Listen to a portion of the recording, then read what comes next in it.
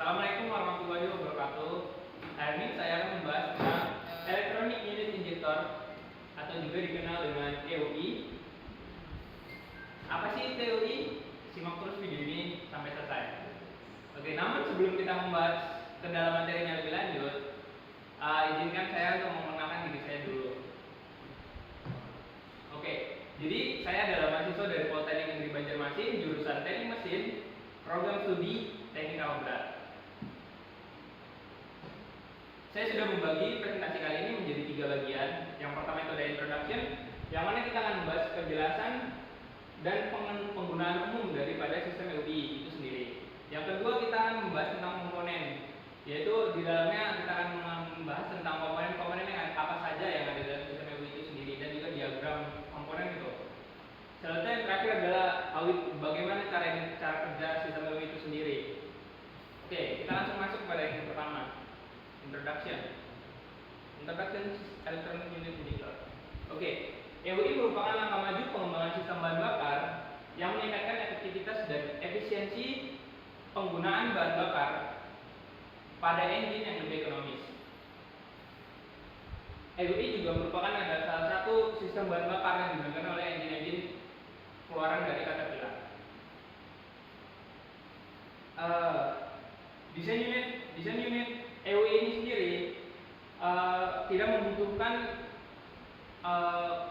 ketergantungan daripada sistem bahan bakar yang lain seperti pemain lain yang perlu menggunakan high pressure line. Ini tidak perlu menggunakan high pressure line untuk penginjeksiannya. Hal ini membuat masalah-masalah atau kegagalan yang terkait akan penggunaan daripada high pressure line itu menjadi hilang dan tidak ada karena langsung di dalam cylinder head fuel-nya disuplai. Hal itu juga memungkinkan untuk meningkatkan tekanan injeksi yang bisa terjadi dalam unit injektor itu sendiri. EUI atau Electronic Unit Injector ini menggunakan sistem mekanisme rocker arm untuk menekan taper guna untuk menaikkan tekanan yang dibutuhkan untuk penginjeksian bahan bakar. Seperti yang terlihat, namun ada beberapa engine yang masih membutuhkan lifter dan juga pusher untuk membantu mentransfer pergerakan dari camshaft ke rocker arm untuk menekan taper. Dan EUI sendiri ini juga dikombinasikan dengan Electronic Control Module atau ECM untuk mengontrol juga bahan bakar yang akan disumbangkan ke dalam ruang bakar, yang nantinya akan menyempurnakan lagi timing dari pembakaran dan penginjeksian yang ada dalam engine. Oke, lanjut. Untuk penggunaan umum daripada sistem EUI sendiri ini pada pengaplikasian engine Caterpillar itu ada beberapa engine seperti 3176, 3196, C12, C18, C10 dan 3406E dan ada lagi yang sebagainya. Kita langsung masuk kedua, yaitu bagian dari komponen dari Electronic Unit Injector. Seperti yang terlihat, Electronic Injector ini membutuhkan banyak sensor untuk bisa bekerja, lantaran dia menggunakan Electronic Control Module untuk mengkalibrasikan atau mengkalkulasi jumlah bahan bakar yang akan disemprotkan ke dalam ruang bakar, seperti sensor, switch dan juga ECM itu sendiri. Lanjut.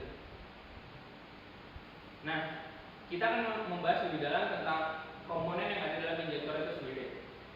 Secara garis besar, komponen utama yang ada di dalam Electronic Unit Injector ini dibagi menjadi beberapa bagian. Yang pertama itu adalah cartridge valve atau cartridge assembly. Setelah itu ada nozzle assembly dan ada taper itu sendiri, barrel dan juga plunger. Nah, di dalam cartridge assembly itu sendiri itu terdapat solenoid yang akan diisi arus sampai ECM, armatur, setelah itu pocket spring dan pocket valve. Dan di nozzle assembly itu sendiri itu ada komponen seperti valve spring, nozzle check dan juga nozzle tip. Oke, lanjut bagaimana sih cara kerja EUI? Sebelum kita masuk ke dalam pembahasan bagaimana cara kerjanya, ada beberapa tahapan dalam penginjeksian yang dilakukan di EUI. Yang pertama itu adalah pre-injection, yang pertama itu adalah fill atau pengisian bahan bakar, kemudian pre-injection, injection, dan juga spill atau pengembalian bahan bakar yang tidak terpakai di pre-injection. Oke. Pada saat pre-section, karena rocker tidak menekan tapered, maka tapered spring akan naik ke atas dan yang memungkinkan untuk plunger untuk kembali ke atas karena ada tapered spring. Sehingga pada saat plunger naik ke atas akan terjadi kekosongan di area barel.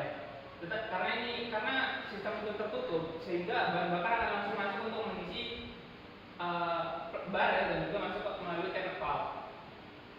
Nah, pada saat ini terisi penuh, pada saat yang sudah dikalkulasikan oleh ECM tentunya, ECM akan memberikan arus pada solenoid yang nantinya akan menarik armatur menjadi karena terjadi kemagnetan di solenoid, maka akan menarik armatur dan menarik